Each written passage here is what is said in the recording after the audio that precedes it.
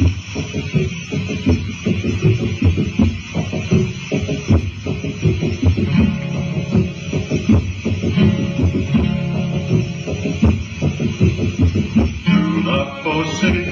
finally getting back to work trying to get this bearing off this pinion shaft. I was having problems with the tool that I ordered from Amazon, and I went to Ace and I got me a heavier bolt. It has less threads on it, so I have it has less movement. I'm going to have to make some adjustments here with spacers. Anyway, I'm going to give it another try. I'm going to try it with my half-inch socket instead of my impact wrench and see if I can work it out. But, yeah, I had some other problems too. These bolts back here on the clamshell, they were kind of weak and they fit in the clamshell kind of sloppy. So I'm probably gonna, for the next time I use this, I'm gonna replace those two and shore that up. Maybe I can make a better setup. And we'll see how this goes today and go from there. When I was working on this a couple of days ago, I managed to move the bearing a little bit, but not very much.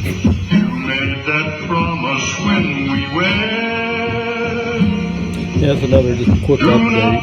I don't know if you can tell that, but when I was working on it before, I finally gave up, I moved it a little bit, and I'm just now starting to, I used my impact wrench, but I'm going to do it slower with my half-inch ratchet and see if I can get it to move in.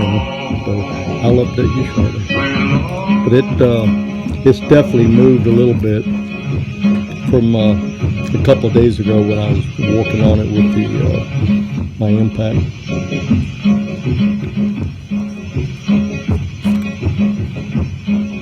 This my Jeep, another update. Still Monday, and I'm getting ready to give it a shot. And as you can see, I'm going back to the impact.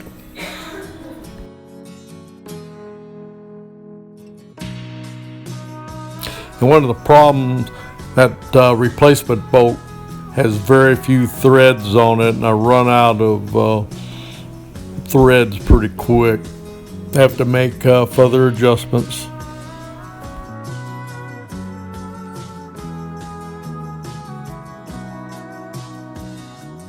Loose, it was just getting off center right in here. As this turns, it works its way over to the right, so it looks like I'm going to have to stop every once in a while and re-straighten it and try it again. I wish I could figure out a way to slow this driver down, this impact wrench, which is kind of fast. Okay, here we go.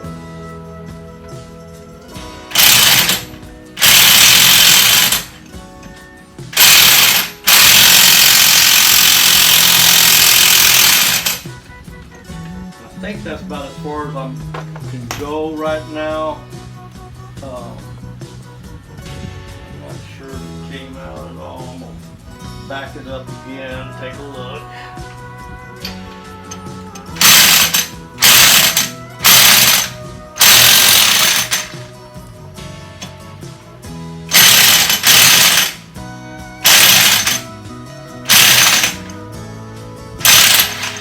I may have to make some adjustments, but see, I don't have a whole lot of threads here to work with. I couldn't find a bolt at Ace that had more threads on it. The bolt that come with this, the extension bolt, or whatever you want to call it, it was threaded all the way up. But I might have to reuse it, but the threads got real hot and that softer metal just kind of screwed up. Alright, let's see what it looks like. What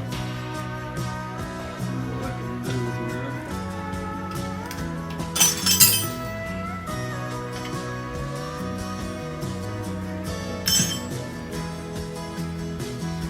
Anyway, I'm gonna shut down for just a little while until I find me proper size branches to and see this even this harder still.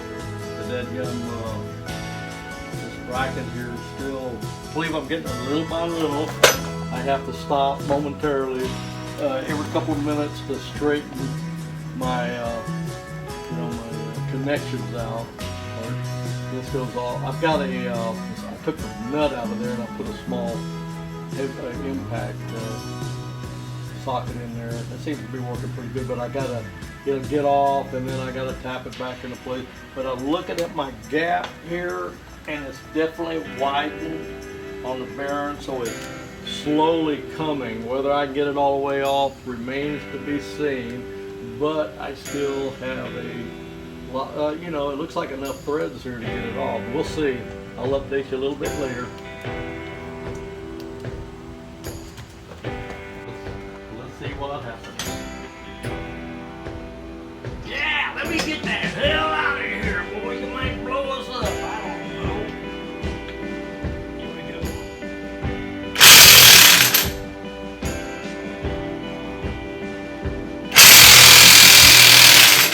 Yeah, I might have to add another spacer in there. Finally got it. I just beat it out.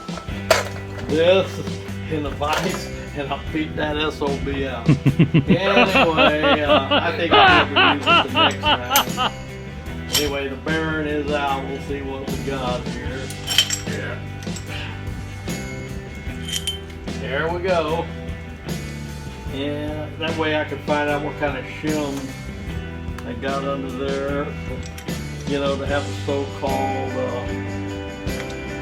the starting point for the shims and the preloads, all that stuff. Anyway, this bearing puller, the clamshell I think is okay, but the bolts are Mickey Mouse and nuts and all that stuff. I'm gonna short it up. But I got it out. I don't know what kind of shape this thing is because I don't know crap about them. All I know it's got a lot of miles on it. Now, this bearing come apart, but I think it came apart because that damn clamshell those bolts were bending, and I don't think it had a proper setup on there. They probably was putting more pressure on one side than the other, and it popped that bearing loose. So I don't know if the bearing, because I did have some noise in there, but I don't see a lot of damage or anything from a bearing loose. If this bearing had been like this, it would have come, I think, a lot more damage. But anyway, got the bearing off. My wife has been, Nancy's been yelling at me that my lunch has been ready for the last 20 minutes, so I'm gonna clean up, go get lunch, and get back out here and take a look at these shims. I don't know if I can reuse them or not, and I still haven't made a decision if I'm going to put them behind the bearing on the shaft, on the fitting shaft like they were, or pop that new race back out and put them behind there because the new Yukon shims are bigger and are made to go behind the race. They will not, they're too big for this. So I'll have to buy, if I decide I want to put new shims on here, if I can't reuse these, or I need a little more thickness, I'm going to have to buy another shim kit. So I'm thinking about popping that race out and putting them behind there and go with whatever Yukon suggests. That's my deep out for now. Be back later. I hope.